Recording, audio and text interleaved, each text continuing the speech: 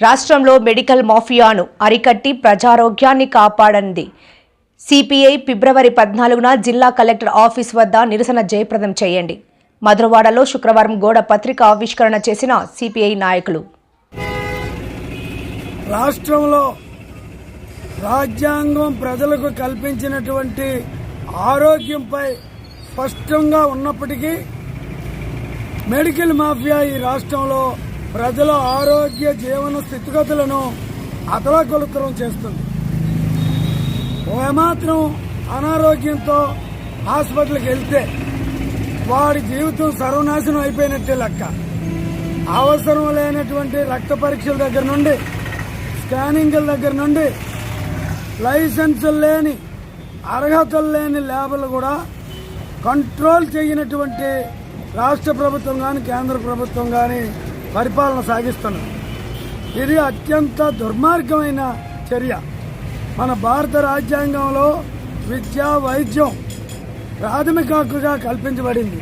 అయినప్పటికీ వైద్యాన్ని corporate hospital యజమానులు, అలాగే మెడికల్ మాఫియా మందుల కంపెనీలు, ఫార్మా కంపెనీలు ₹1 ఖరీదు కలిగినటువంటి టాబ్లెట్ 10 రూపాయలకు అమ్మడం, 10 రూపాయలు ఖరీదు కలిగినటువంటి మందులు 1000 రూపాయలకు అమ్మడం.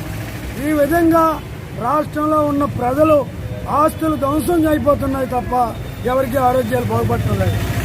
ఈ మొత్తం మాఫియాని అరికట్టవలసినటువంటి రాష్ట్ర ప్రభుత్వం కానీ కేంద్ర ప్రభుత్వం కానీ ఈ డ్రగ్ మాఫియాని తనిఖీలు నిర్వహించి సరైన చర్యలు తీసుకోవలసినటువంటి అధికారులు కూడా కాసులకు కక్కుర్తిపడి 6 కోట్ల ఆంధ్రప్రదేశ్ ప్రజల ఆరోగ్యాలు సర్వనాశనం చేస్తున్నారు.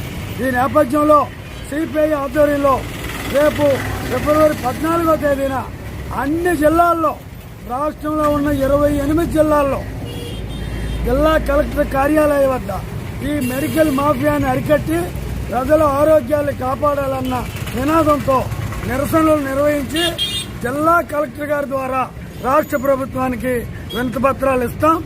ఈ కార్యక్రమంలో పెద్ద ఎత్తున ప్రజలు స్వచ్ఛందంగా పాల్గొని రాష్ట్రంలో జరుగుతున్న ఈ మాఫియా దోపిడీని అరికట్టేందుకు ప్రోత్సాహం చేయాలని, మీరందరూ పాల్గొని జయప్రదం చేయాలని మీ ద్వారా ప్రజానీకాన్ని సిపిఐ తరఫున విజ్ఞప్తి చేస్తున్నాం.